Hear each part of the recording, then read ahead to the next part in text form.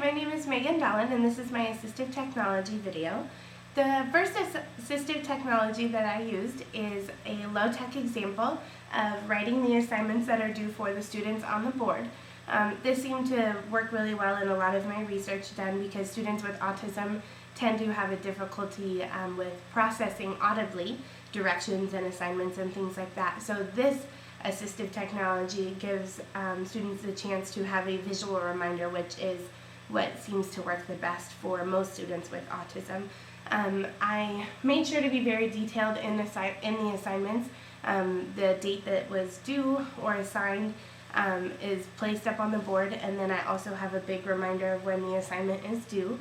There are specific notes in there, and then my idea was that students could generalize this at home if the parents provided a workspace or whiteboard of some sort where the students could again transfer the assignment so that they have a visual reminder at home in order to help them remain as organized as possible.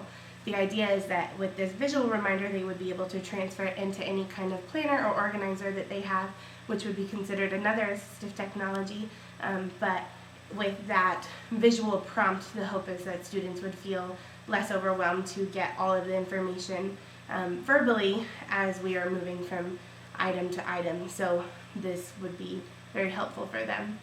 The next one that I featured was a sensory box or bucket or anything that you wanted to call it. A lot of students with autism do have sensory input, whether they are hyposensitive or hypersensitive.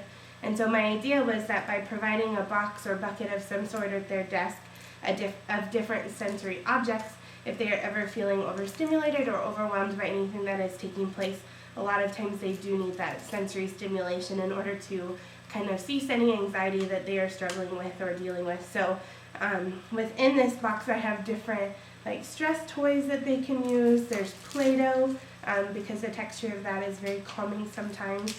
I do have sensory like massage balls, and these actually light up as well so that it can provide a visual stimulation for the student. So all of those, there's some smooth items in here like dominoes are very smooth that they can kind of use as a calming tool.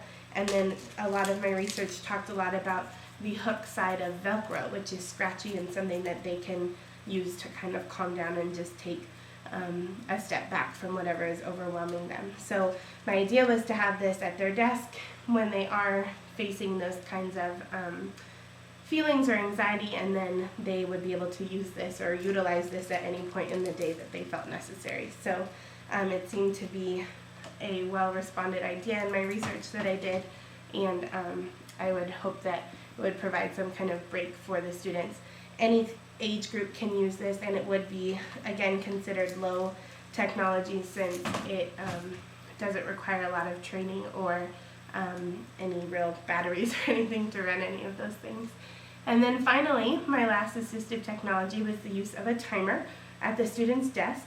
So I just have a very basic timer that students can use, and the idea is that because students with autism really struggle with transitions from assignment or tasks, this would be a visual prime or prompt for them to know that they have a certain allotment of time to complete the task that was assigned, and then once the timer goes off, they would know already that they are to transition to the next task. So the hope is that instead of them feeling overwhelmed or unprepared for the transition, they would have this as a visual reminder throughout the task at hand.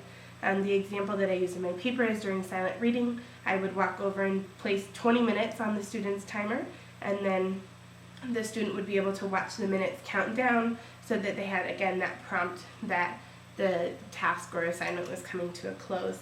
My hope is that this would be generalized across all conditions, and they could use it in the community with their parents, at home while they're doing homework, because a lot of students with ASD do struggle with time as a concept and just feel that it goes by a lot quicker, or they don't understand quite the concept of how that works. So this timer is a hope that that would help them to visually and kind of prompted and understand that. So in the end, my hope was that students at some point would be able to receive a task of me telling them to place 20 minutes on the primer, since it is very low tech and you don't need a lot of skills to set the timer, and then they would be able to do it themselves, so at some point it could become a type of self-management. So those are my 3 assistive technologies. I really enjoyed this project and learning more about these, and it was nice to kind of meet you. Thank you so much.